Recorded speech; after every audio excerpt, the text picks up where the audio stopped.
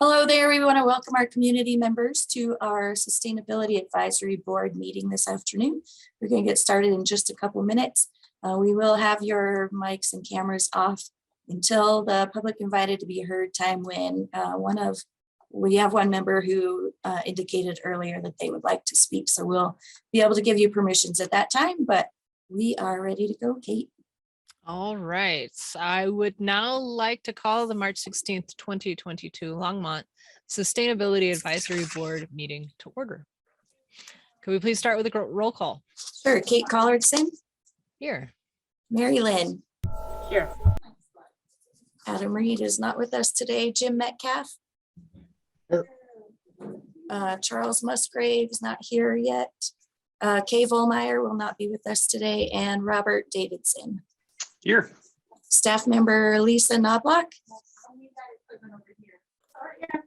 Francie Jaffe. Here. Debbie Seidman. I'm here, thank you. Heather McIntyre is here, and Councilmember Martin. All right. So we have a quorum. Yes. Perfect. All right. Start out with our land acknowledgement statement. We acknowledge that Longmont sits on the traditional territory of the Cheyenne, Arapaho, Ute, and other indigenous peoples. We honor the history and the living and spiritual connection that the First Peoples have with this land.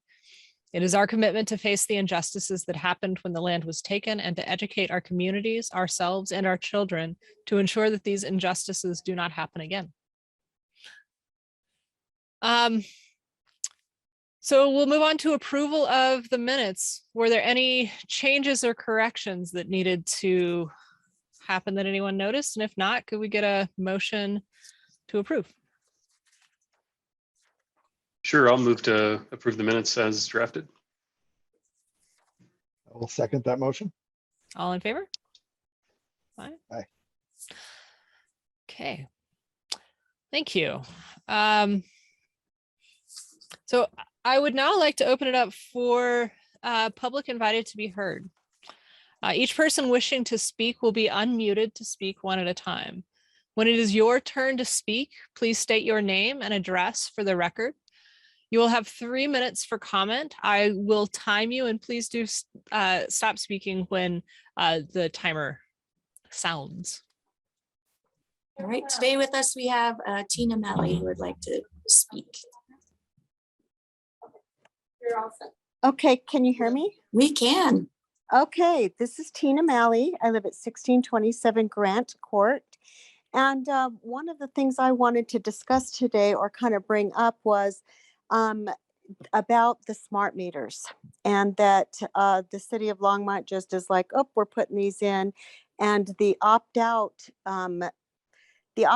part, yeah, you can opt out, but there's a charge on it. And I just don't think that that's right, that the city decides this is what we're going to do. And in order to not do it, you have to pay the price.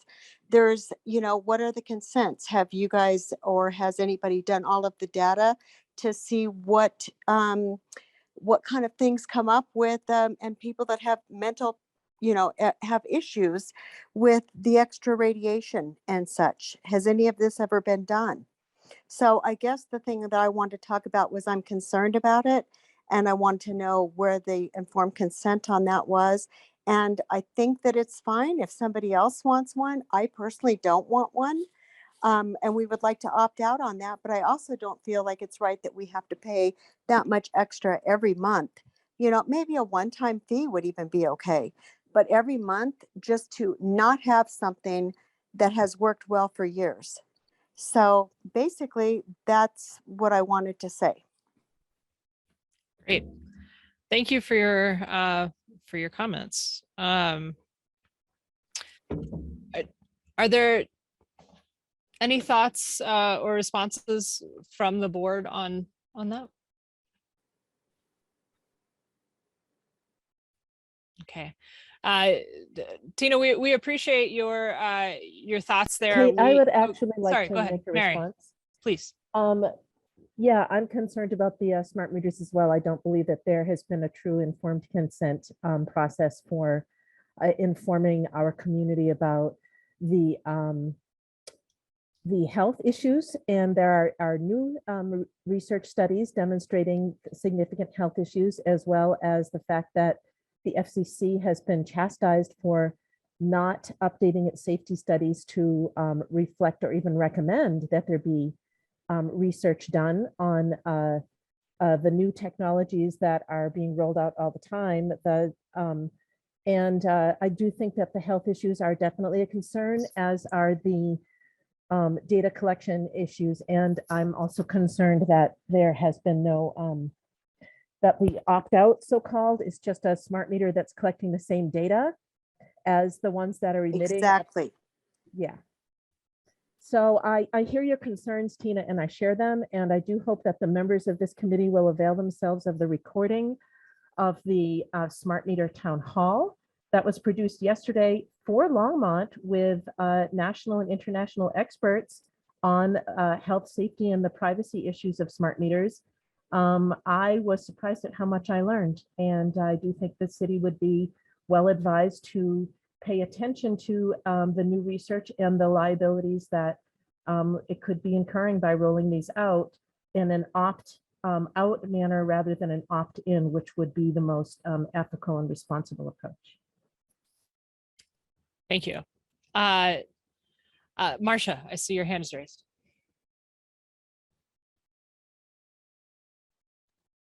Yeah, and I'm not sure if it's appropriate for me to speak as one of the council members who voted for the AMI system. I'm prepared to speak, but I will let the chair decide whether I should. I think it's, I welcome your thoughts. Thank you. I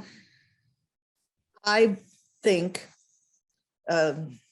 as a communications and signaling engineer, signal processing engineer, that I do not concur that the dangers of the alleged dangers of smart meters are real.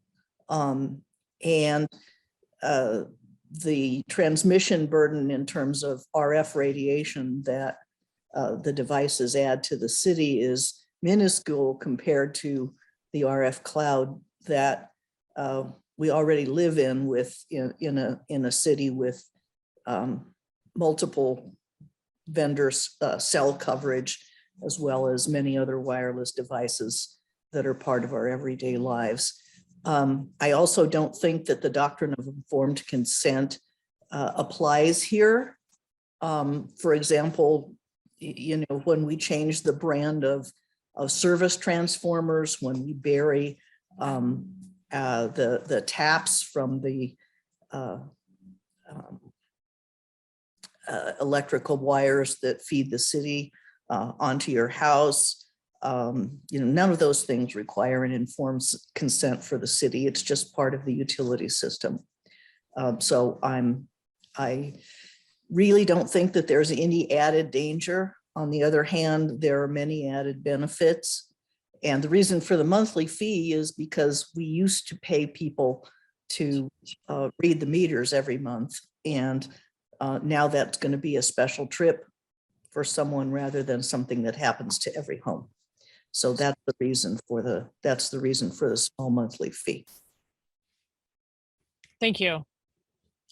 I would like to send everyone in the committee a copy of the recent findings demonstrating that the smart meters are indeed a health danger, a potential health danger. And I will again resubmit to City Council the recent findings by a federal court that the FCC has been negligent in creating standards for deciding what is and what is not a safe device. And also, as somebody who was trained in molecular biology, I do read these reports looking at the potential dangers of these devices. And I do not believe that they have been demonstrated to be safe, which is what should happen under the precautionary principle. No devices should be rolled out until they've been demonstrated to be safe. And so I do think that this is an issue of informed consent. I will leave it at that, and I will be submitting these documents to the members of this group and to City Council. Thank you. Appreciate everyone's thoughts. Moving on in the agenda. Are there any revisions or documents that need to be submitted to this agenda? I think that's down to Lisa or Francie. No. Perfect. Then we will move on to general business. So want to remind board members to please hold your comments and questions until the end of each presentation after staff has finished presenting. So the item on the agenda is the 2021 Annual Sustainability and Climate Action Report. Lisa, I will turn it over to you. Thank you. I'm navigating 3 screens, so I'm gonna try to make it look like, oh, there we go. So I'm looking at you, but if I get confused for a second, just know that my mouse has gone somewhere weird or something weird has happened. But thanks everyone. Heather, can you pull up the presentation, please? Yep, give me 1 second here. Thank you.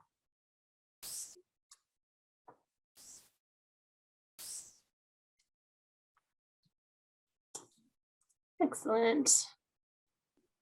All right. So we have our first real annual report. So if you all Lisa? recall, yeah. We can see the presenter view instead of like the. Oh, hold on. Thanks, Francie.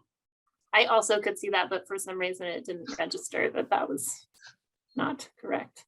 Because you're giving the presentation. I know, right? I was like, that's what I'm used to seeing. Is it showing the right one Yes. now? Yes, perfect. Okay. Thank you. Yep. Okay. Okay, so if y'all recall, after we completed the climate action recommendations report, in that task of really kind of keeping tabs of progress and reporting that back to council was given to the Sustainability Advisory Board with staff bringing you all progress.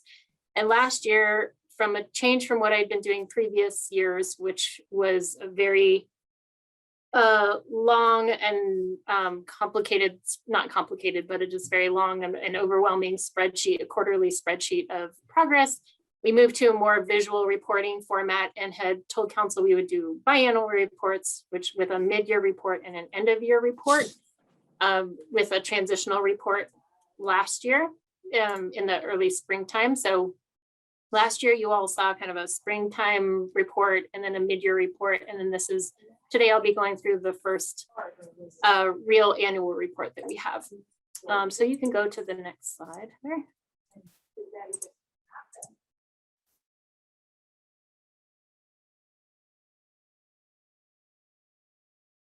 There we go.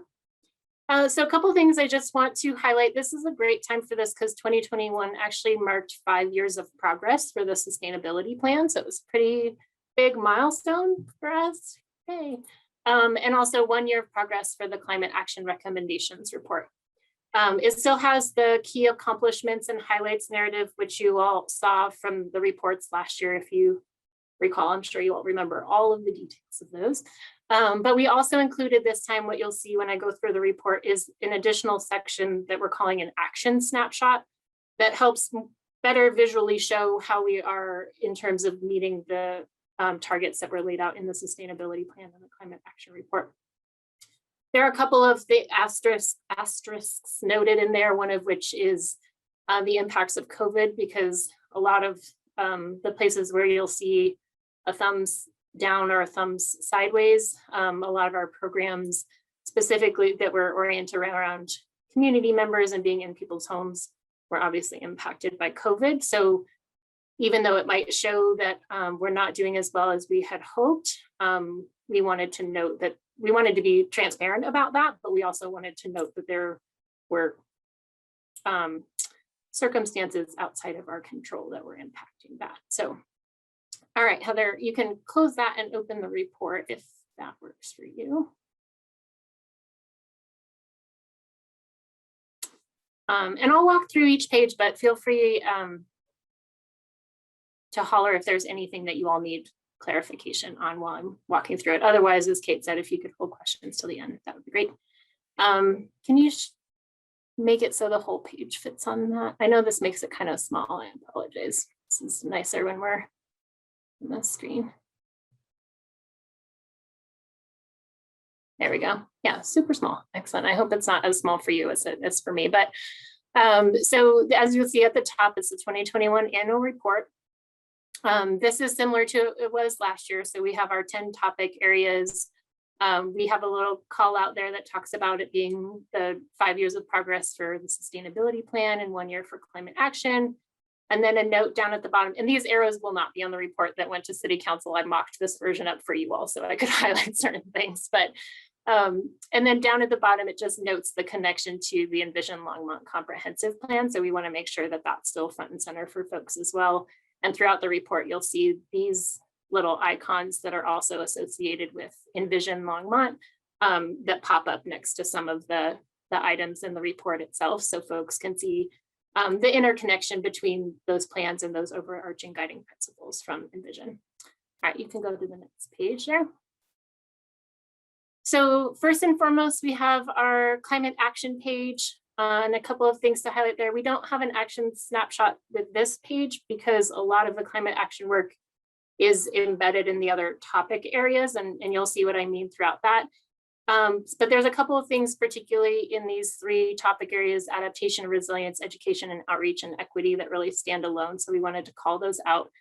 And we haven't decided or dropped in this final climate action graphic yet, but there's this note to say that this isn't the only page focused on climate action, that climate action is really interwoven throughout a lot of those other topic areas. And so to indicate that, there will be a graphic, and you'll see this on the subsequent pages that help show that connection to climate action. On the adaptation and resilience side, as I've talked to you all about quite a bit, we have the climate risk and vulnerability mapping project that finished phase 1 in 2021 and is continuing work in 2022. Some education and outreach pieces. We launched the Big Picture Climate Lecture Series in partnership with SRL and the museum, with the museum last year. That went really well. We're going to continue that this year. It's going to be a quarterly format that'll start in the fall. And then equity and climate action. So we are hiring a full-time grant coordinator in 2022. We have the ECAT, the Equitable Climate Action Team, provided feedback on 8 different projects in 2021, which was awesome. And the staff has been developing the climate equity discussion guide for application in different areas. And we've been using that with the beneficial electrification plan and the zero waste resolution, which we have talked to you all about. Next page. So this is kind of the annual report format. So in the mid-year report, we won't have the action snapshot because that doesn't make a lot of sense for mid-year report. It'll mostly be just on narrative pieces. But this shows mostly it'll be 2021 data unless it's otherwise noted. There's some data points that we only get every handful of years, or that it's not consistent when we get that data. So some of the data we don't get until way later in the year. So it's not quite as clean as I would like it to be, but that's just sort of the reality of the data world. So on the left-hand side, you'll have 4 of the 10 topic areas. And then on the right-hand side is how we're doing in terms of meeting our targets in each of those areas. So on the air quality side, we negotiated the closure of the last oil and gas surface operations in the city, which is huge. Subsequently, we had a target on the right-hand side of reducing oil and gas methane leakage. So with that, barring the impacts that we are seeing outside of our community that impact our community, which is a whole nother aspect of that, we were able actually to meet that goal since we no longer have any surface operations in the city. But with regards to how we're continue to be impacted by oil and gas operations outside the city, we have our continued contract with Boulder Air and our 2 monitoring stations, which y'all are familiar with. Air quality, generally speaking, we're doing pretty well, other than, Front Range, as the entire region continues to be out of attainment for ozone. Buildings and infrastructure, one of the things I want to highlight is we did pass, well, they're coming back to council for first and second reading. I'm not sure if they've already done that. Marcia, you could probably speak to that. I don't think I've heard of it, but We did pass some solar ready code amendments with the 2021 IACC code, as well as some EV ready requirements as well, which is exciting. Community cohesion and resilience, that's mostly focused on our internal equity team and the work the organization as a whole has been doing around equity. And then economic vitality is continuing to expand the impact of the sustainable business program. And Bernice helped to grow that program to 44 certified businesses in 2021, which is really exciting. Let's see if there's a couple of other things. I don't think there's anything else in particular that I want to note on that page, but so you can see, sorry, I'm just going to call it the little thumbs up, thumbs side, thumbs down will show kind of if we're doing well and meeting our target, if we're kind of staying neutral, or if we're not meeting it. So self-explanatory, but holler if none of that, some of that doesn't make sense. Okay, next page. And there will be some formatting that we're still cleaning up, just so you know. So if you see something weird, feel free to holler at us, but hopefully it's already on our radar. We'll have a final cleanup with our consultant that's doing the design on this before we go to council. So on this page, we have energy, food systems, and natural environment. There's a lot happening on the energy side of things. So we, let's see, we got the Soul Smart Gold Award in October 2021, which is really exciting. We've been able to go from bronze to silver to gold. So a great job for LPC on that front. The Commercial Energy Efficiency Works, efficiency grant program was working with the low-income community, and there were 21 participants in that project last year. And then also the voluntary benchmark program had 84 buildings. All of those that are in that program are over 20,000 square feet. But they signed up to benchmark their 2020 energy use, so that's going really well. And Debbie will continue to bring you all updates on that program as it evolves. There are a couple of areas. So this is a good example on the right-hand side in the action snapshot, where you see a handful of those thumbs down. Those are in largely our energy efficiency programs. So the CARES program, which is the low income energy efficiency program, as well as the residential and commercial efficiency works program. And that was largely due to COVID. But other than that, we're doing really well in terms of our energy targets. Notably, we are at about 50% delivered energy from PRPA being renewable. So that's looking at not PRPA's total generation, but just what's delivered to Longmont or produced with our other sources. And for PRPA's total generation, they're at about 37% renewable energy. And then we're doing well on our greenhouse gas reduction. So in 2019, we had reduced our emissions by 8%, and we'll be updating our inventory next year. Let's see, the food systems, there wasn't a lot going on in that area, but we did partner with our community services folks in the Housing and Human Services grant to provide some additional funds for the WIC Farmers Market program, which was really important during COVID to help not only support our local farmers, but support folks in being able to afford fresh fruits and vegetables in a time when things are really challenging for food access. And then in the natural environment area, we're still waiting to do our tree canopy study. Hopefully that should be happening soon, but there was some similar work happening on the state level that we were waiting for. But we're really doing really well in terms of our resource central program participation, which Branchie manages through the water conservation program. I don't know if you all hopefully are familiar with the Garden in a Box program, but I think we blew through all of our rebates. I don't know, Francie, you can tell me how many days or maybe a week. It was less than a week. Less than a week. Yeah, we blew through that pretty quick. So that's exciting to see people really taking that up. And then Francie, do you want to talk really quickly about the turf removal program that got added? Yeah, that is not quite yet official. But oh, sorry. That's okay. We are currently working with Resource Central to participate in the turf removal program. We'll have an official announcement in early May. But that is a new program that we will be participating in. Yes, Councilmember Martin. Or yeah, I don't know if we're waiting for comments at the end or if. Oh, I'll wait until the end. It was about the turf removal because I've had so many letters. Yes, yeah, we've had lots of communications. Staff was directed to pursue that program at a much faster timeline than originally planned. Thank you. Do you know whether it will be in effect for this summer or whether people who want to take advantage of the rebate will have to go next year? The earliest we can join is this fall. So most likely it will be later in the late summer. Right now, if a resident was to reach out to Resource Central, they're actually pausing application because they're getting so many requests. They are pausing applications at this time and are planning to reopen in May, which is when we'll have the announcement about our program, so that timing can work out. But yes, they were very happy for us to figure out how we could join for some point this year.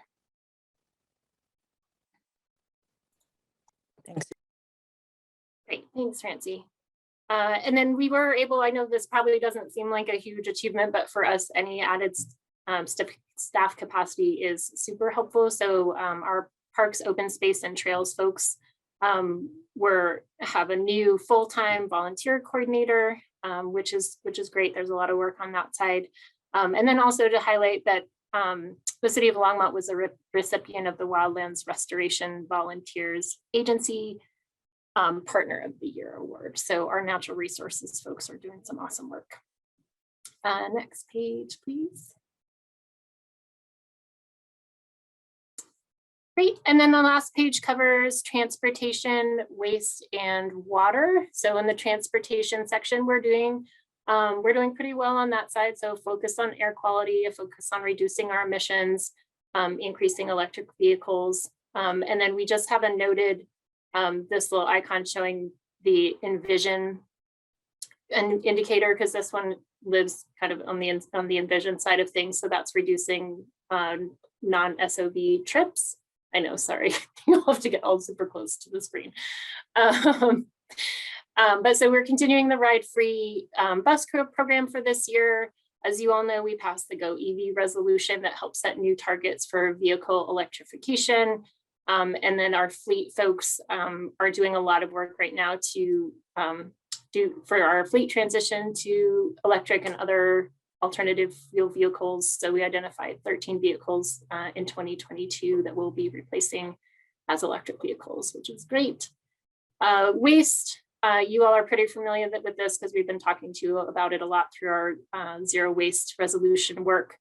But the Green Start Schools program, expanding that, the Hard to Recycle event that we talked to you about in October, and then also updating our zero waste resolution and the universal recycling ordinance. We're doing really well with our targets that are identified on the waste side, but as we've talked to you about before, we don't have specific targets for the commercial sector. So it's really just focused on residential at this time. So we know that there's a big opportunity on that side. And then last, in the water section, we're also doing really well, as you can see on our water targets. So whoops, sorry, I was trying to look at a bigger screen. So doing really well in terms of meeting our water conservation goals. And Francie will be talking to you all in the next couple months about starting the update to the water efficiency master plan, which will be looking at that climate action goal to increase our water conservation target. But for the time being, we're doing really well on that side, and then continuing to provide safe drinking water for folks. And then the next page. And then we included this page to just highlight some of the overarching work that the sustainability program does. So our three main focus areas as a program. So we have the implementation of the sustainability plan and the climate action report. So we either lead a lot of those recommendations or support other folks in technical areas, LPC, sanitation, water conservation, that sort of thing. We also do a lot of departmental support and a lot of that education and outreach. So despite COVID last year, we managed to have a nice little window where we were able to be at 10 community events, which was awesome given all the constraints. Small window before it closed again. We are increasing our readership through our newsletters. And then I really want to highlight, I dropped in this star here for the CDP report card. I don't know if you all are familiar with CDP. It sounds really bland. I wish they had maybe a flashier name for it, but it's really one of the foremost globally recognized global reporting systems. So municipalities and corporate entities they have a very rigorous and comprehensive reporting process to look at both greenhouse gas mitigation as well as climate adaptation. It's a very onerous process. It took a ton of work to get it at least in the first year. But it's a standard process that incorporates a number of the different, like GPC, if y'all are familiar with that sort of stuff. Like there's a handful of different reporting methodologies for greenhouse gas inventories and whatnot. All of those this recognizes, they try their best across those methodologies to standardize that. And then this process really recognizes all that. So it's really one of the best platforms we have to compare communities and businesses across the globe around how we're doing as far as our climate action work. And it was really exciting for us to be relatively new to this game in our first year reporting, that we actually got an A- on our mitigation score. So that's the work that we're doing to reduce our greenhouse gas emissions. And that looks at energy, waste, transportation. Oh goodness, it was everything you could possibly think of reporting wise. And we actually ran out of time to make sure everything that we had was in there. And then also a B on our adaptation score, which is, how well are we looking to protect our community from the impacts of climate change. And really one of the main reasons that we didn't score an A on that was because we weren't done with our climate risk and vulnerability mapping process yet. So that's a really key standard that they have of doing a risk assessment to understand what risks your community faces. So we do anticipate that this year when we do our reporting, it's an annual reporting process that hopefully that will bump us up.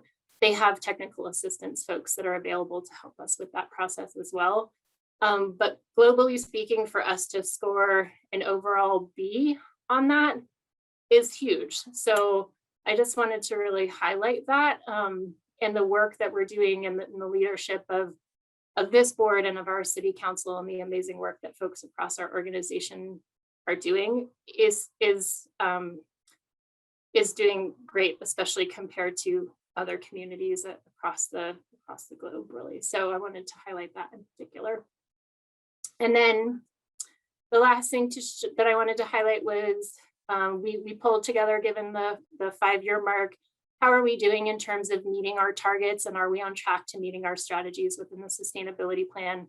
And overall, we're doing pretty well on that front. So 89% of our immediate or near term or ongoing both sustainability and climate action recommendations are on track for implementation.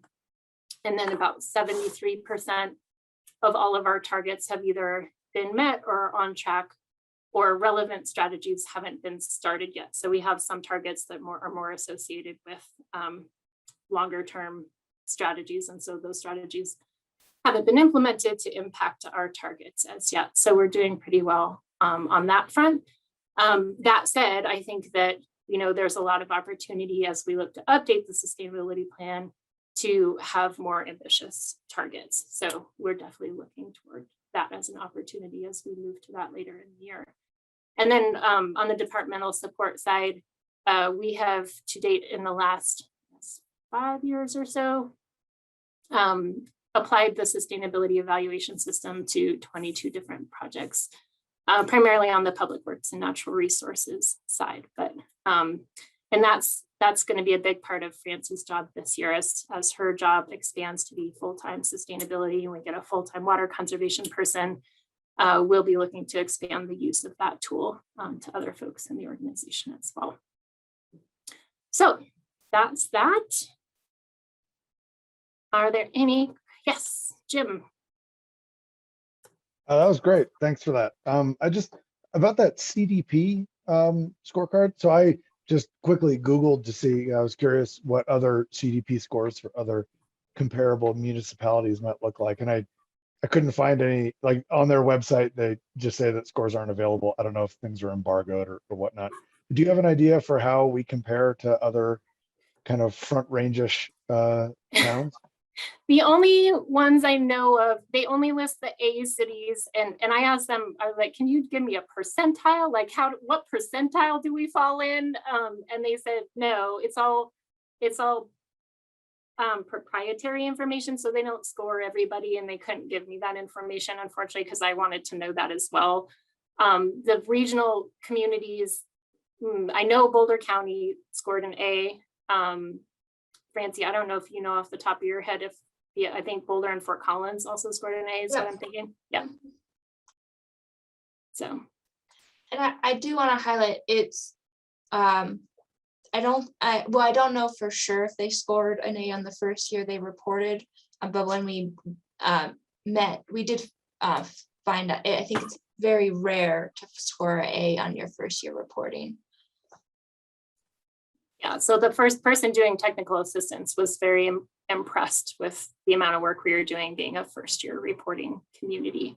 Although I will also admit I have been meaning to do it for a couple of years, and this was the first year I actually had time, because it is, like I said, it's a huge undertaking to get all of that information in, work with folks from across the organization that had very detailed information, but it did set us up really well for future years. So yeah, Jim, did you have a follow-up question? I had a separate question. I wouldn't call it follow-up. Sure. I was kind of curious about the one on when you're talking about meeting our transportation goals and things that we've been doing, that the free bus service is going to continue. And I think that I like the free bus service. But I'm always a little bit curious about the trade-off between making something free and making it really efficient.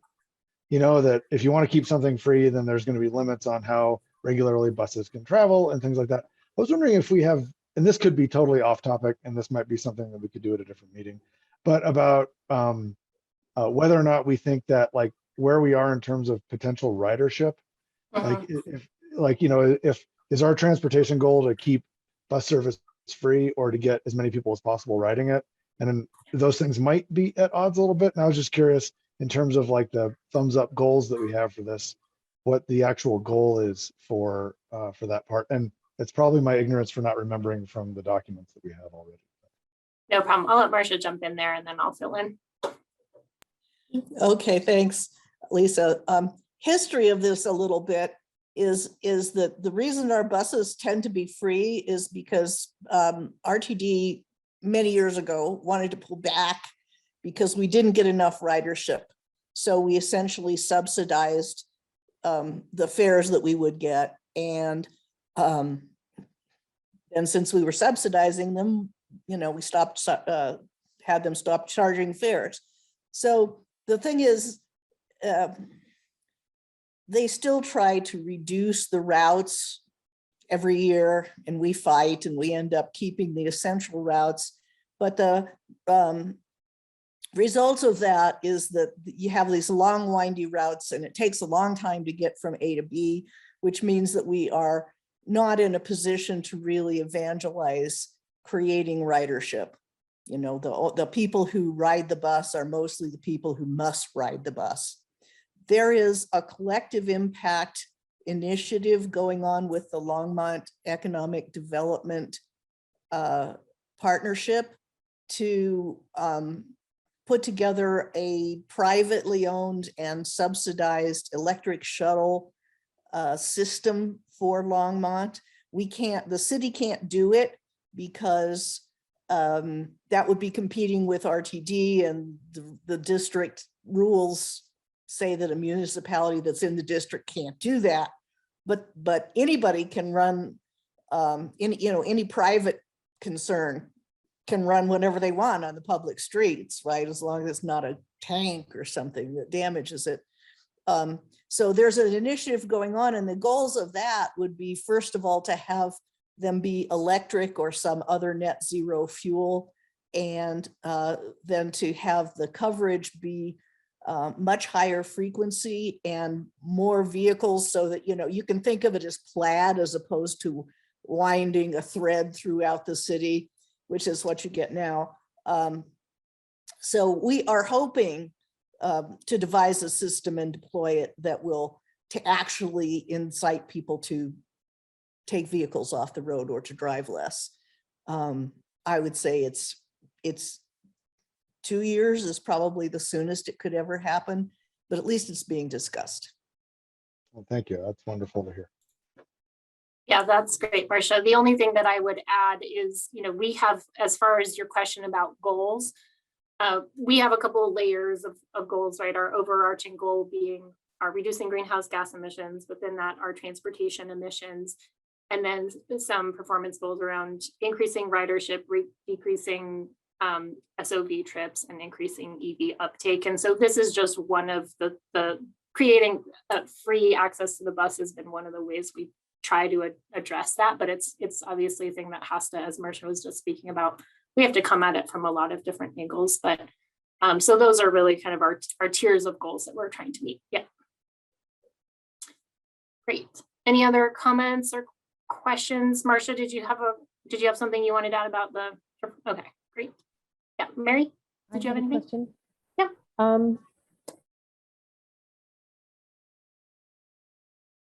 With energy availability, energy costs, and supply chains, I'm hoping that the city will be turning increasing attention to the production of food locally, and in the expansion of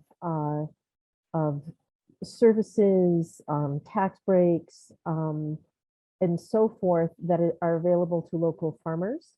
We have famously fertile land and access to water here, and I'm wondering where the city's attention is in this regard. And in this light, many of us who are involved with the farming and farm advocacy community were very disturbed to discover that the county essentially ditched all of its restrictions on growing GMO crops on county land, citing that there was no demand, while I know farmers, and I know there's enormous demand for land that can be farmed sustainably, and there was very little outreach from the county and from the cities in this regard. So those are general comments if anyone would like to respond.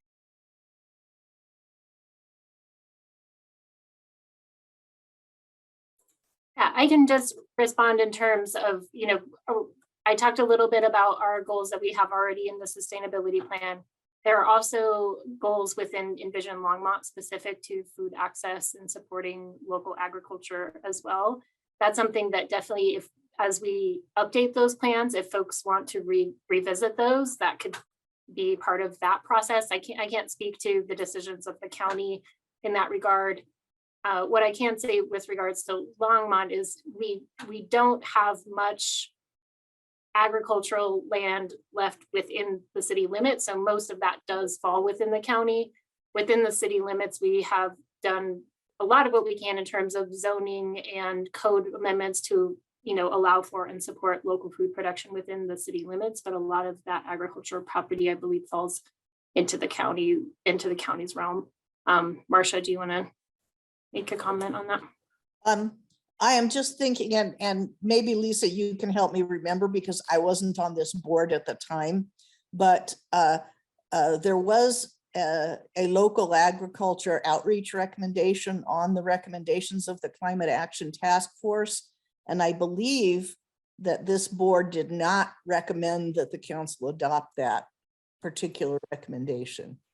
Yeah, there was there was a recommendation that was focused on changing some zoning to allow for local agriculture, and there was just some that ended up on the, I think it was continuing to look at that on a midterm basis. I would have to pull it up. It's not a near-term strategy.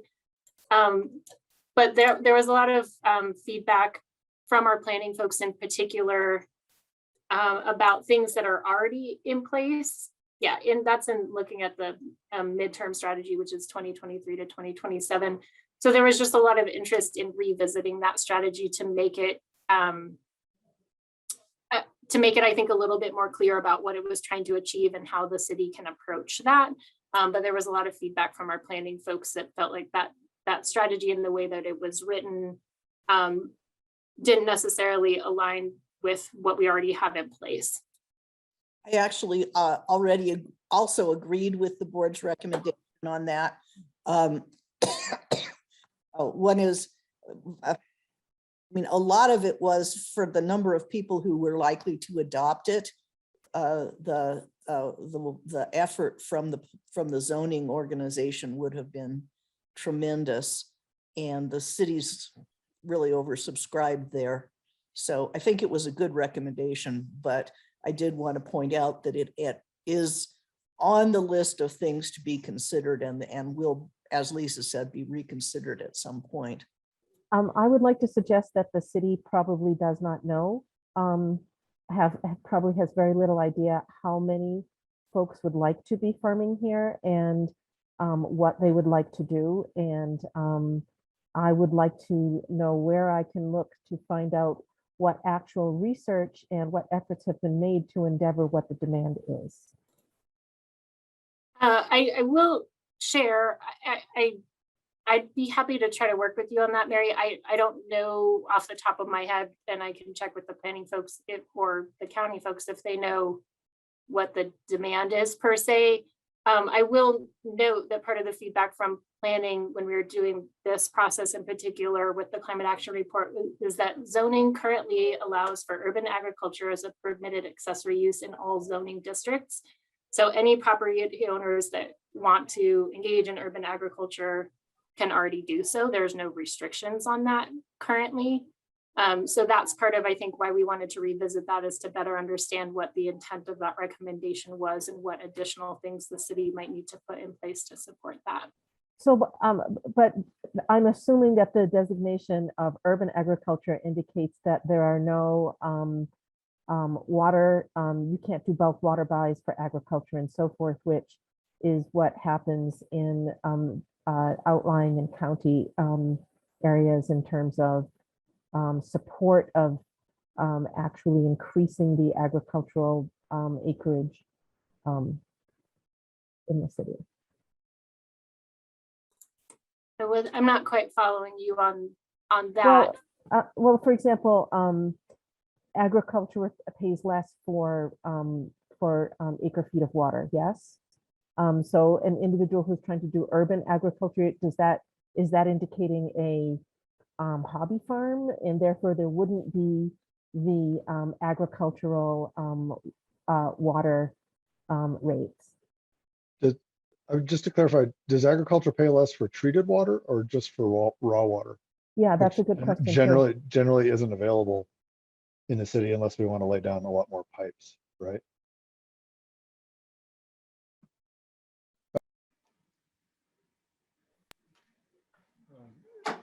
Well, these are the kinds of questions I would like to weigh in on more. Perhaps this isn't the time, but it does seem like it's a very big issue in light of rising food and fuel costs and the sustainability issues of bringing our lettuce from California or Mexico.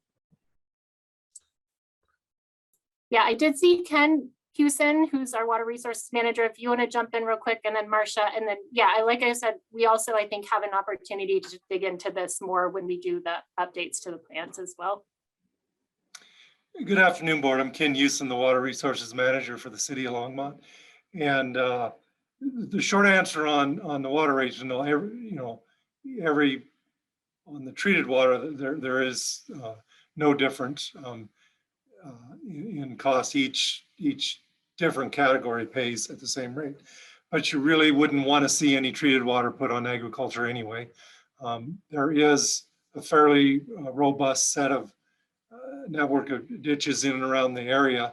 And there's also the opportunity immediately adjacent and around Longmont for a considerable amount of agricultural opportunities if anybody wants it. How the city, in fact, the city of Longmont owns a fairly large holding of land around Union Reservoir for eventually for the enlargement of Union Reservoir, as well as a bunch of open space. I can tell you that, and years ago, City Council directed staff to operate that property as an agricultural properties until the time the reservoir is enlarged. That property is put out to bid. So anybody who is in the community and would like to do some small hobby farm or even larger, if they're real ambitious, want to do that, that they certainly have that opportunity and can do that through that bidding process. In fact, we're going to City Council at the end of this month with 2 parcels of property that was just recently bid out. So there is opportunities, pretty good opportunities. And I know the county also always tries to get smaller, and I apologize for the name, hobby farm, but there's just not that many people that want to pick up that much property, but it is available out there. Thank you, Ken. Thanks, Ken. Marcia, did you want to add anything? No, I think I raised my hand when I was looking for Ken, but I don't have any additional comments. I just. Oh, okay. And Jim, I think I accidentally muted you when I was trying to unmute myself because the tiles got shifted. So if I accidentally cut you off, I'm sorry. Did you have anything else you wanted to add? I had solved all the problems, but I forgot what I said. So I guess we'll never know. Okay. All right. Any other questions or comments on the progress report? No. Okay. Oh, yep. Robert. I was just going to say thanks. I appreciate the update. It's helpful information. So thank you. Great. Thank you. So we'll be going to council right now. It's scheduled for April 12th for us to send them this report and give them a highlight of our progress as well. So we'll keep you all up to date after that. We'll take any comments that you all have made today with us to that presentation as well. So with that, I will hand it back over to the chair. Thank you. Echo Robert's thoughts. Thanks for that. Really helpful and well done. And so the next item on the agenda is our water supply and drought management plan update. So Ken, excited to hear from you. Thank you very much, Chair. Again, Ken Houston, Water Resources Manager. I do have a short presentation I wanted to give you. My next slide kind of outlines what I'd like to cover today. The first, I'd just like to update the board on what our water supply and drought response planning process is, how we do it, and where we go with it. The second is to review our current plan and discuss, we're getting close to the end of the snow season, so where our next plan may look like. And then finally review the specifics of our current water supply status. So on the next slide, I have just a short summary of where we are with our. And hold on just 1 second. For some reason, it's showing the wrong thing. Doesn't want to move. Well, it's showing apparently the screen that is the presenter screen. So.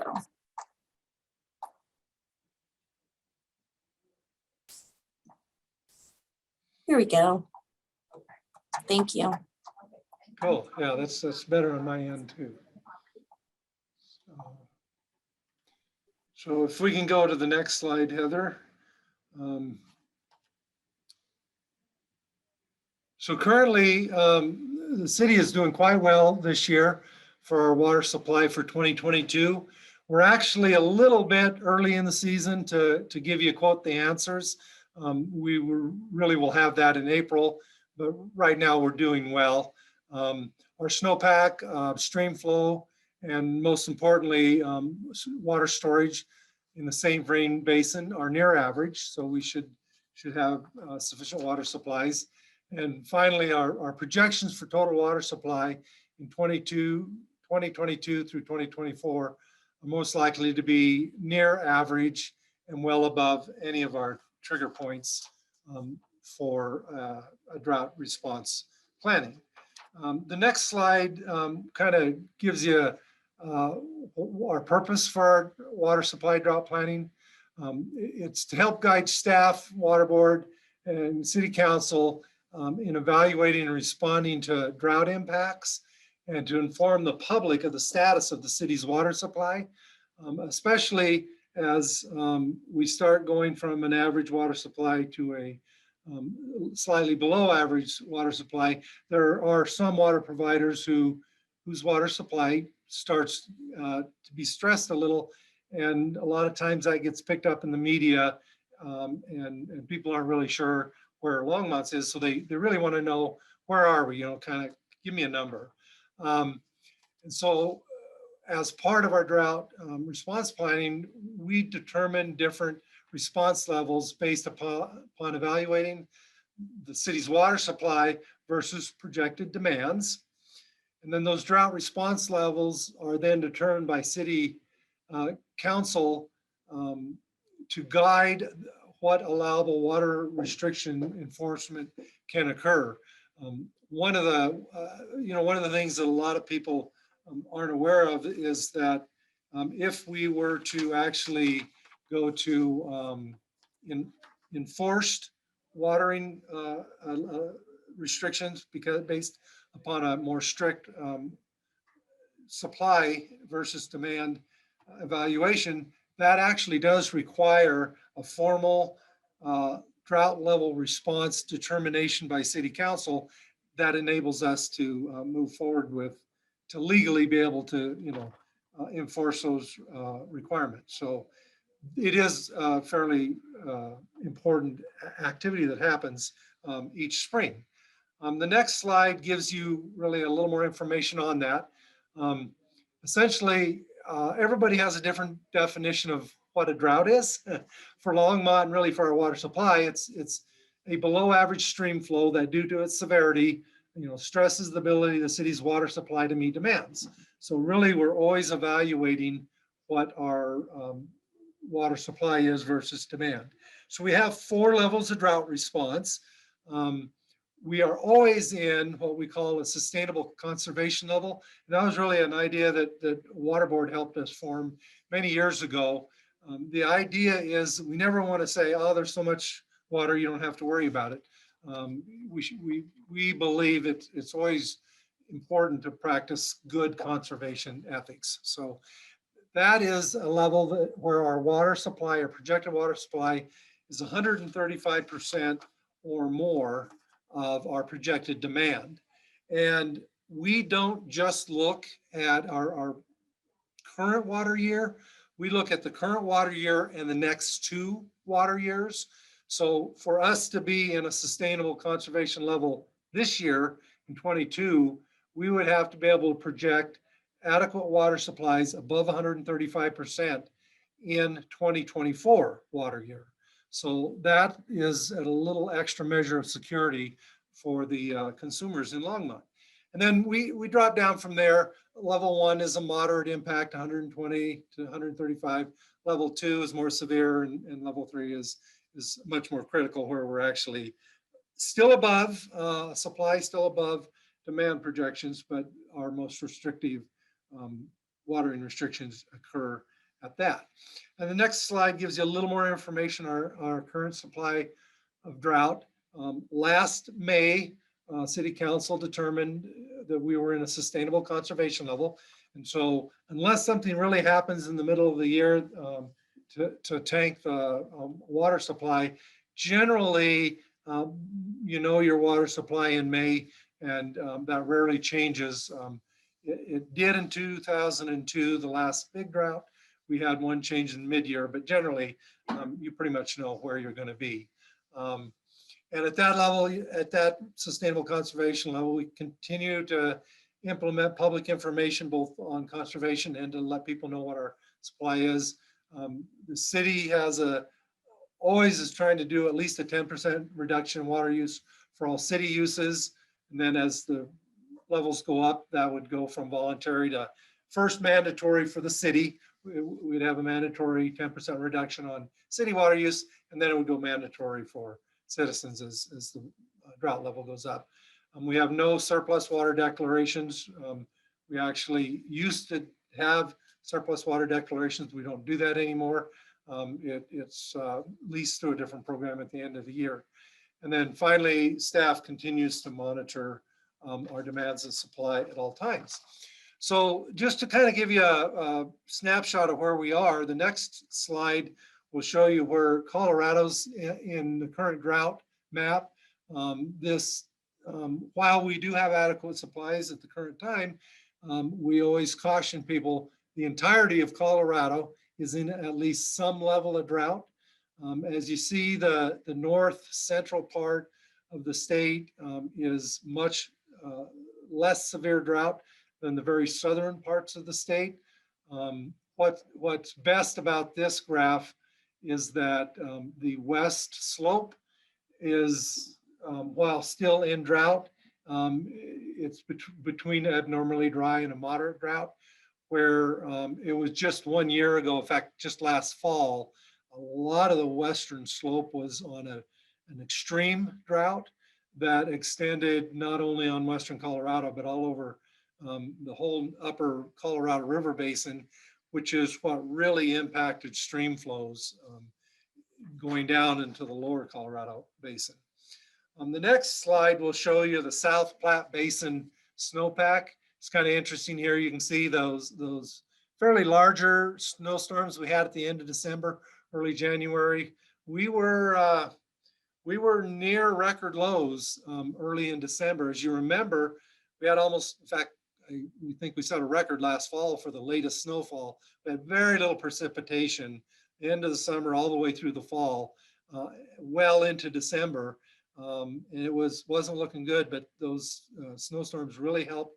And then all the little snowstorms we've had since then have really brought us along and just kept us, we're losing a little ground, but we're still just 96% of average, and we're just barely below average. So that is pretty good. And of course, 1/3 of our water supply is the west slope. So the next slide shows you where we are on our west slope.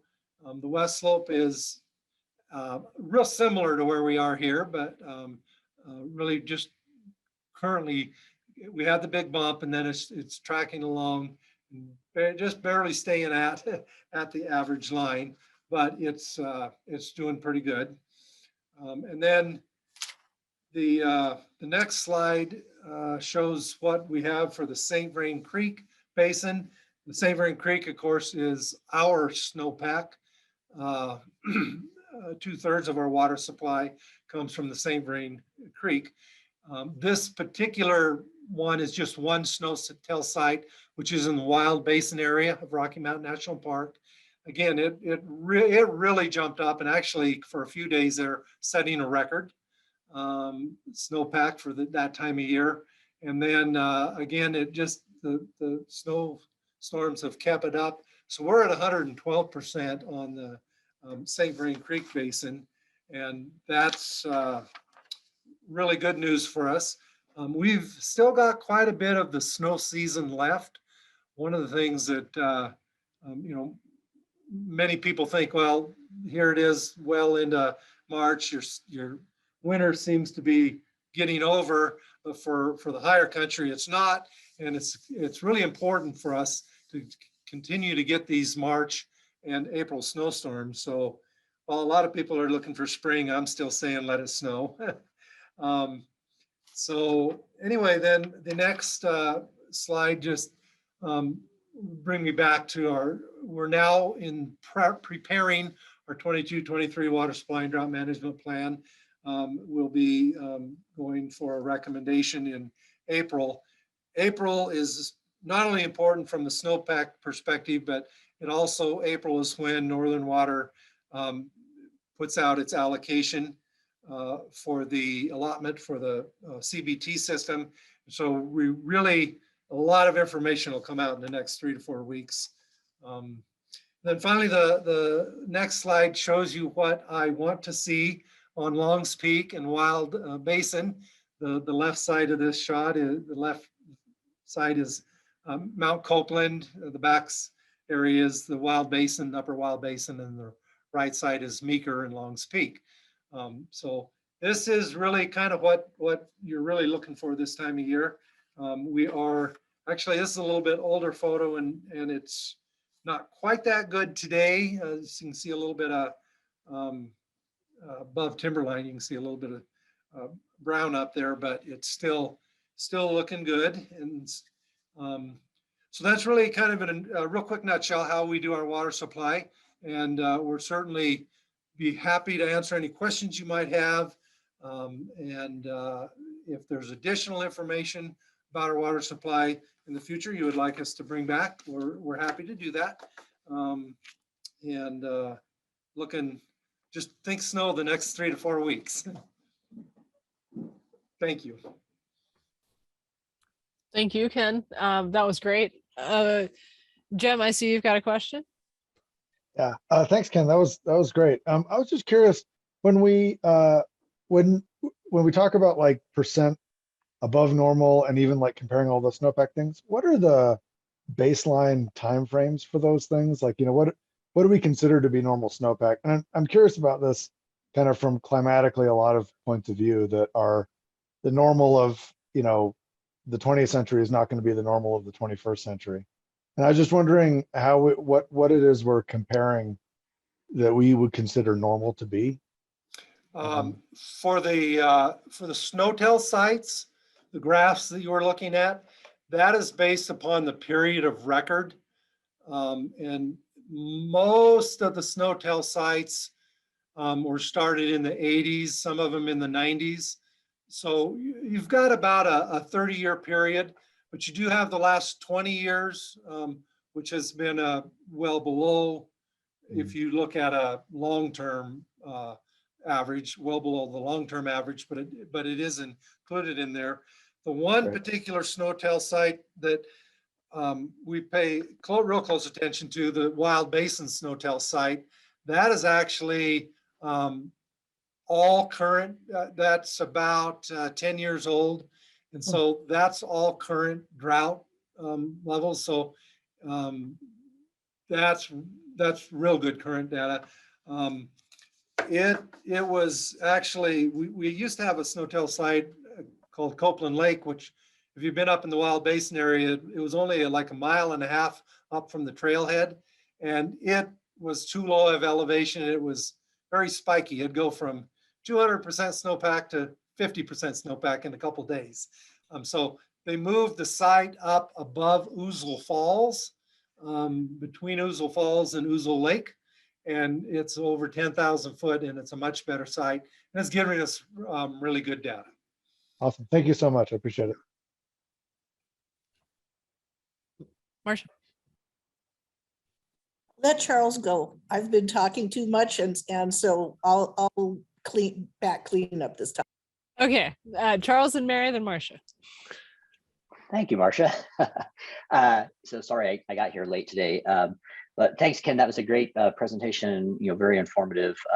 I'm curious, when proposals for new developments in the city come through, different development applications comes through, do we have some kind of idea about like what amount of water is available to support future growth and additional population and development? We do. We have a very robust evaluation. And in addition, we have what we call our raw water requirement policy, which requires when somebody annexes into Longmont, they have to dedicate all their historical water rights that exist on the property. And then in addition, the water that they dedicate has to yield to Longmont 3 acre-feet of water per acre of land. 2 acre-foot direct water and 1 acre-foot of storage water. And if that doesn't happen, then they're either required to bring in non-historical water, enough non-historical water to get up to 3 acre-feet, or pay what's called cash in lieu of non-historical water, which then the city uses that money to go out and obtain water supply. So we really get a full 3 acre-feet of water per acre of land. Then we also, from the demand side of it, how much water is being used, we have a very, very robust, probably one of the most robust evaluations around. We call it our future water demand evaluation. And we have used years of data, meter data, to calculate exactly what the demand is in Longmont and project that demand out over the entire area that will eventually be developed in Longmont. It's actually, we got a little bit of an advantage in that 3 sides of Longmont are surrounded by Boulder County open space, and the 4th side on the east is other cities and the I-25 MUD. So Longmont's growth area is pretty well constrained, identified, planned for in our planning documents. So we know exactly how much, well, no, I shouldn't say exactly. We know how much we project the water demand will be at build out, where that water will come from. And then we also have a fairly robust evaluation of a lot of the factors that go into future water demand, such as densification, climate, a lot of other factors that would affect that. And that evaluation is what we use to make sure that we have a sufficient water supply. So we're very confident in both our water supply planning and our raw water requirements to bring that water in when developers come in. Got it. One other quick question. Depending upon land use, I can imagine that, for example, with lots of buildings, lots of parking lots, driveways and things like that, there's quite a bit of additional runoff that isn't necessarily absorbed as much by the land and could end up increasing the water flow into Nebraska, for example.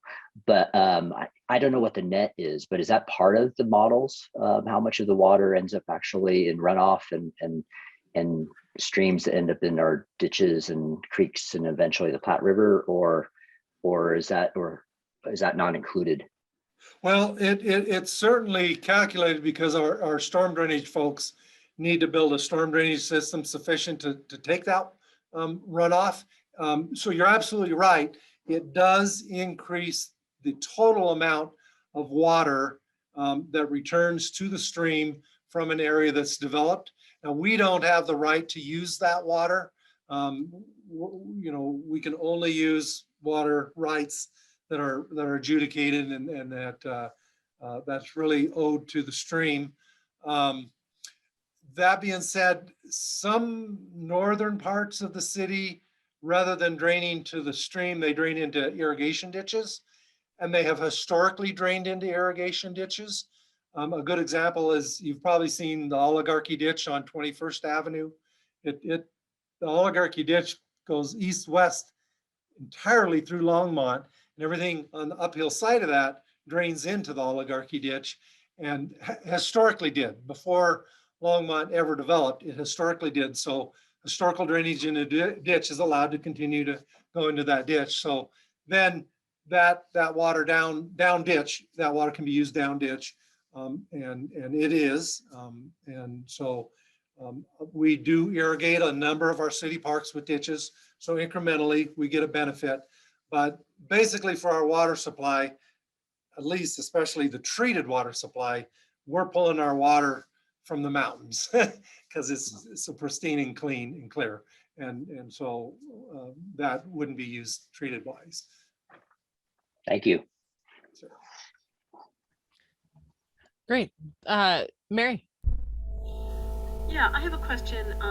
You may not know the answer to this, but it seems like it's a fairly important question considering water concerns throughout the West. Yale Climate Connections has reported that there are 41 entities that are contracting or directly paying for cloud seeding and other weather modification in the state of Colorado. And I'm wondering who is, if you are aware of who is managing that and who is moderating that and making sure, you know, determining what impact that has on the available water in Colorado. Yeah, that's a really good question. That is probably a little more scattered than many programs. It's my understanding that the state of Colorado does require a permit to do cloud seeding. Yes, there are a number of entities. Most of the entities are on the west slope. The only real local entity that I'm aware of that does much close to us, the Northern Colorado Water Conservancy District, not always, but occasionally does some over on the upper Colorado Basin and the Willow Creek and upper Colorado. They do a little bit of cloud seeding. I think Denver's done a little bit in the middle part of the state. And then some of the conservancy districts have done some. But I'll be real honest, I'm not really aware of the level of regulatory oversight that the state does or doesn't do with that. But I do believe they have some regulatory oversight on that. And then that's about all I can tell you, because that's all I know on that particular. Done based on that in terms of what our projected water availability will be. So that nobody's actually doing modeling. They really haven't. Generally, they believe it can increase precipitation up to about 10%. But all of the cloud seed experts that I've ever talked to will basically say, you know, this is a science you just have to believe in, you know, because you can't. I mean, yeah, it snows, and did it snow 12 inches instead of 10 inches? You know, you just can't prove that. They generally, I've heard that they believe you can increase the yield of snowpack by about 10% if you cloud seed, but that's also entirely dependent upon the humidity, the cloud, the moisture you have in the cloud. There are just so many variables that I think that it would be very difficult to do much other than a general understanding of how it works. Okay, yeah, and I've also talked to climatologists, one of them from CU, who had informed me that none of this is included in climate modeling, and I'm just wondering how it's possible to have climate models for what's going to happen with the weather when there's thousands of cloud seeding projects going on across the world and in the US that aren't included. And I'm just going to drop that since I don't think anyone in this group has an answer, so I'm going to just drop that as something for us to all consider as we charge ahead with climate models. Agreed, thank you. All right, Marcia. Yeah, thanks, Kate. Charles got about 95% of the question that I was going to ask. And can you mention densification at the very end of your what goes into the model explanation? And I just wanted to see if you could expand on that a little more, since we know that our city planning is moving in the direction of more densification in Longmont, and that the old build out number of 120,000 people is probably low. So at what point do the demand projections start taking that more into account? Yeah, Councilmember Morton, that's a great question. when we did our future water demand evaluation, we did it based upon, we utilized all of the demand data for the previous 17 years in Longmont. And then we cross-referenced that to what was then, or still currently, what's called Envision Longmont. That's the planning document that updated what we used to call the Longmont Comprehensive Plan. That planning document had anticipated a densification of a fairly large part of Longmont, and we actually did think long and hard about that very question, because we used actual usage numbers and applied it on a per acre basis based upon Envision Longmont's zoning and growth projections of the comprehensive plan, which is really what you have to do. I mean, you have to stay true to your comprehensive planning. That being said, we did also then, after we kind of ground truthed what if everything were the same as today, we had a number. And then we looked at what we called variability factors and added those variability factors. And one of them that we did was what we called redevelopment. So the Envision Longmont, even at that time, had fairly dense, that I don't know if I should use that word, fairly robust density in the planning, but there was also a concern, well, it's not happening a lot in Longmont, but it's happening a lot in a lot of places, scrape and build, go buy 5 houses. And we've actually had it done. You probably remember the Roosevelt Center up there at on Main Street, where they did take out, a gas station and a few houses, and they built a fairly large structure there. It does happen, but we have the exact number is 1,400 acre feet of demand for that densification. But exactly what you're saying, Marcia, is exactly true. If we go into another, and we are looking at an update of our Envision Longmont. If we go into that, and that is a significant difference, then we would have to rerun the numbers. As it turns out, I'll give Francie a little bit of a shout out here. Our water conservation is keeping ahead of our water demand, and so that's very excellent.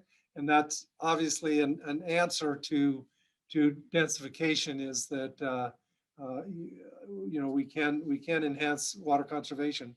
So yeah, but that will all have to look at. We believe we have enough variability demand projected that it would have to be a really, really significant difference before it would impact it large enough to exceed what our projections are for build out. So we're pretty comfortable with what we have right now, but that's a very good point, and absolutely will have to be watched and tracked over the next 10 to 20 years to see where that goes. Thank you. Thank you very much for that presentation, Ken. Thank you. I really, really appreciate your time and insights here. So moving on in our agenda, we have the board Sustainability Advisory Board application review process. Lisa, that's you. At least on the Yes. agenda it is. It is me. No, I can't find the button to turn my video back on. Where'd that go? Bottom left. There we go. Okay, got lost. Okay, sorry about that. Goodness. Okay, Heather, if you want to pull that PowerPoint up again, I have one more slide in there. While she does that, in your packet, I sent you all the information on the instructions regarding this item that was sent to us from the city clerk's office. Did you all hopefully have a chance to read through that? Okay, so you all should be pretty familiar with this process, but there's just a couple decisions that we need to make, or that you all need to make as a group. But I wanted to run through the process really quickly and give folks a chance to ask any questions of clarification. Is it showing the right one now? It is, yes, thanks. Okay, Heather. great. Yep.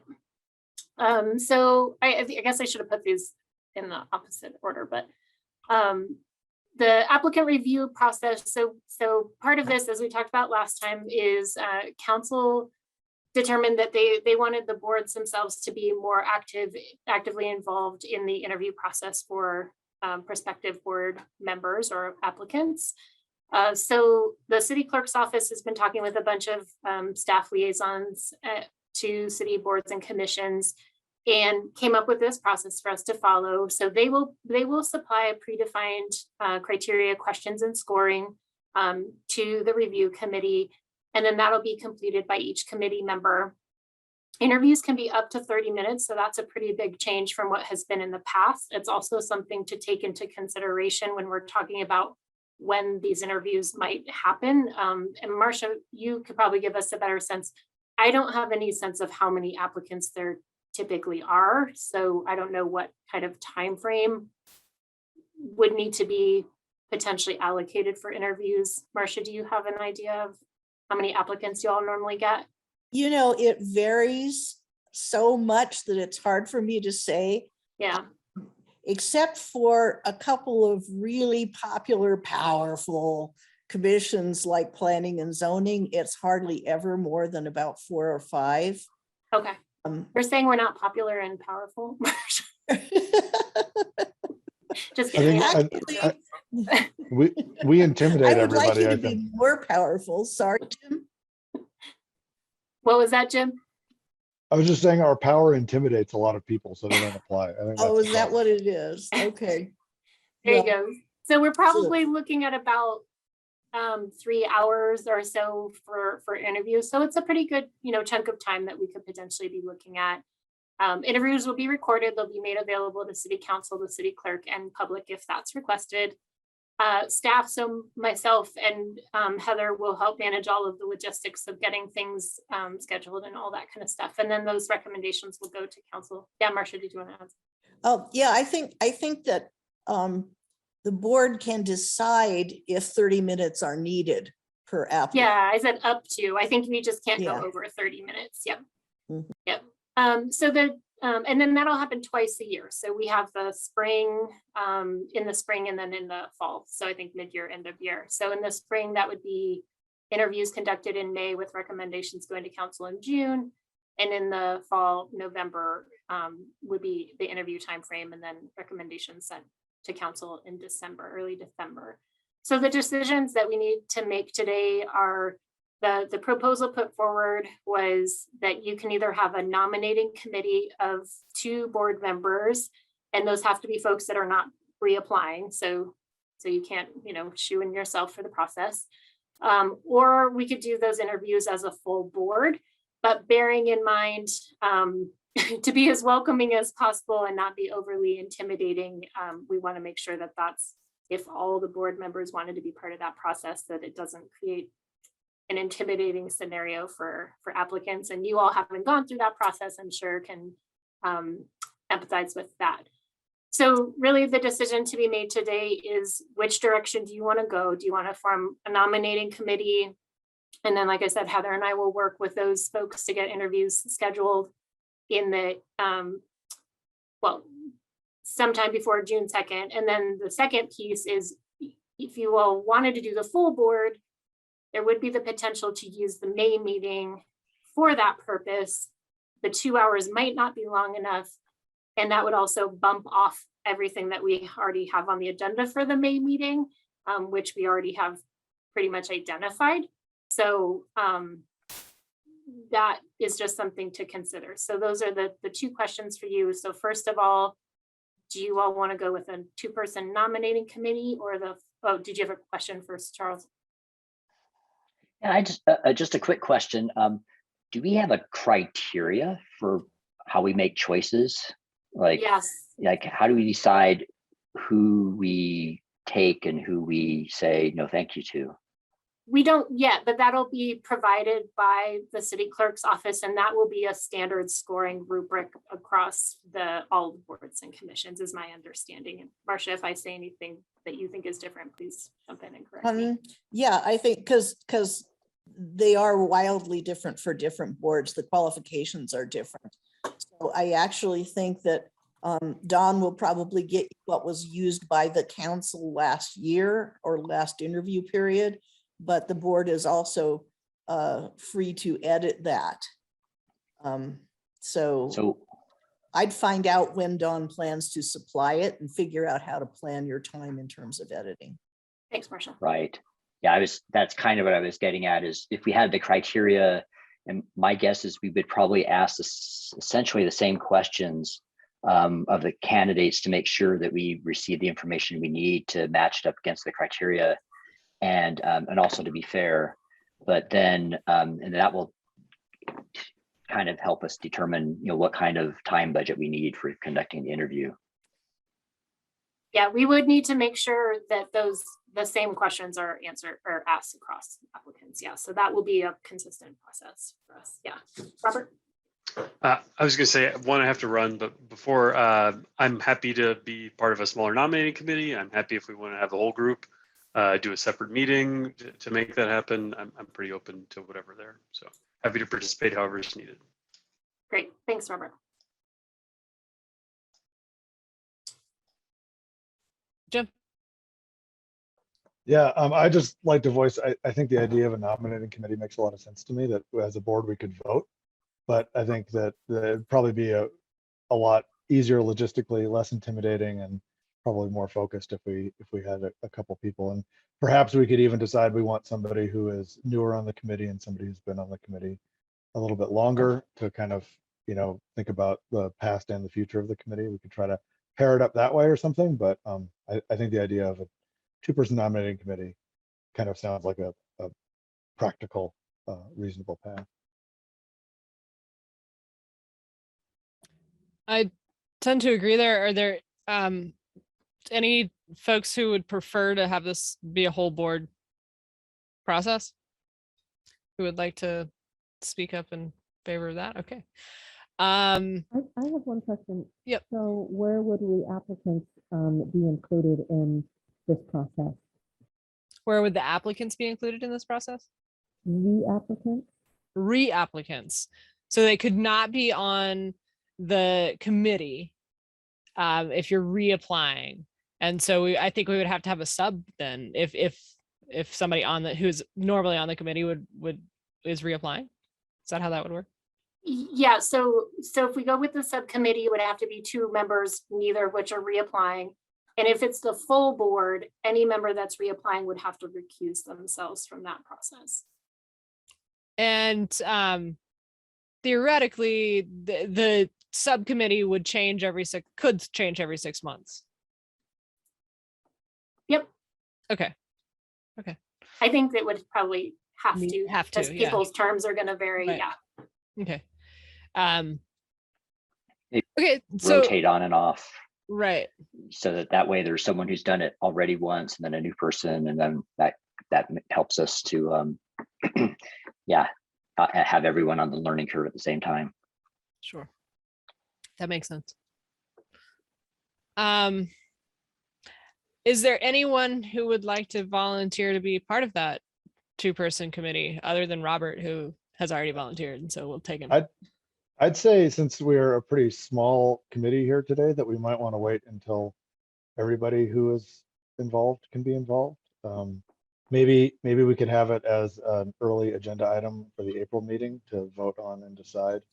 So people who are interested can kind of raise their hand, and then just, Kay's not here. She's been on the committee for a while, and right. Things like that. Adam's not here. It might be kind of good to make sure everybody can be. And I think that, oh yeah, sorry, Heather, go ahead. Sure. So Kay's term actually ends in June. So if she were to reapply, she would not be eligible to be on the nominating committee anyway. But that's just that piece there. The other thing is, I don't know if you want to wait until the April meeting, or if maybe we want to do an email where people would respond to me to let me and Lisa know who would be interested in doing that. And then we could just make that an item on the agenda to vote on next month or something. I think that's a great idea. Okay, I agree. It works really well for me. I just want to clarify, I think my term is also up, so the folks who would be reapplying probably shouldn't be volunteering for this 6-month session, right? Correct. Okay. Thanks for that, Lisa. So we'll just wait then. I mean, it sounds like we've got a decision, 2-person not committee, and then we'll wait for an email from Heather and go from there. And looking at the member list, actually, Mary is right. Hers ends in June, and so does Adams. So it's the 4 of you that would get to choose. So if you wanted to do a full committee and just have the 4 of you, you can also do that if you'd like.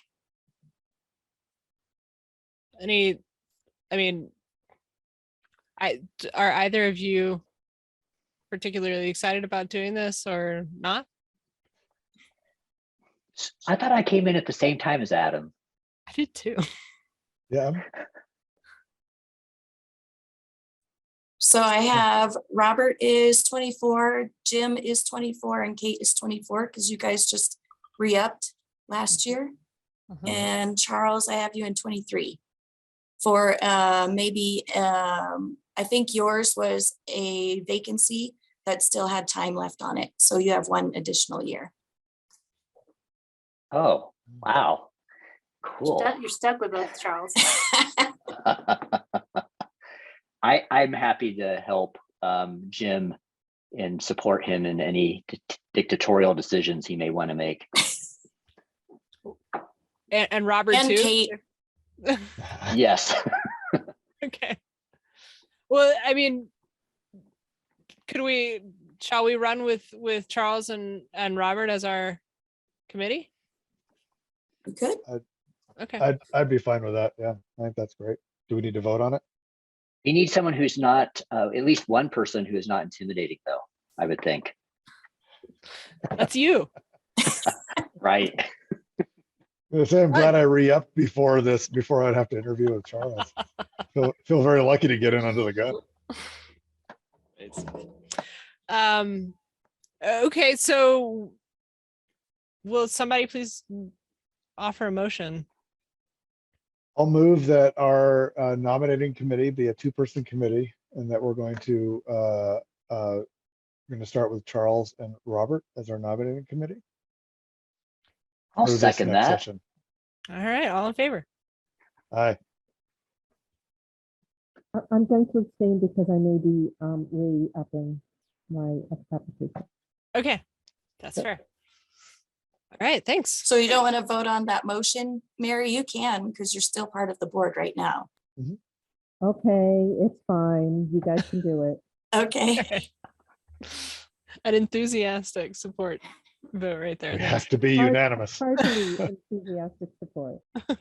All right, so that also answers my second question that we will not be taking up our May meeting for interviews. Let's So, not do that. Yeah. Yes, I- thank add you. that layer of I didn't want to stress to our pressure life. you. I didn't want to pressure you on Yeah. that, but so Charles, Heather and I will work with you and Robert to take care of those logistics and share all that information when it comes our way.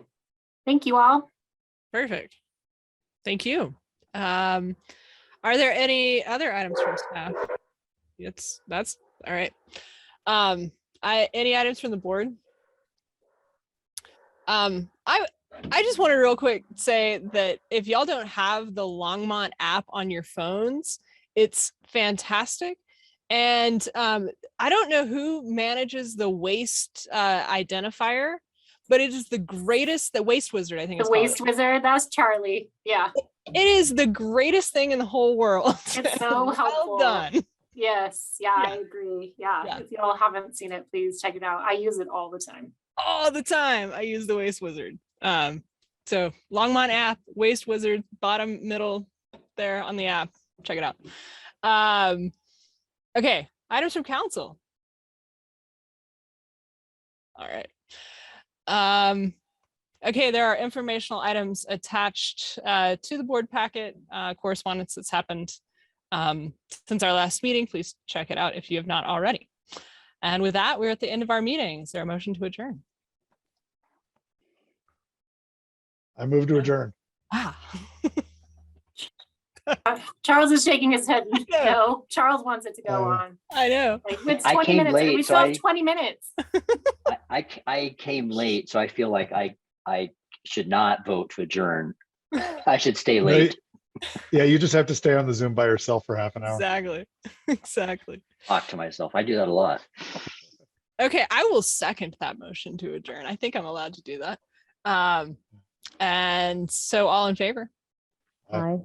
Oh, you're voting for it. Thanks, Charles. All right. Thanks, everybody. Appreciate your time. Thanks, Thank you. Take everyone. care, everyone. Take care. See you next month.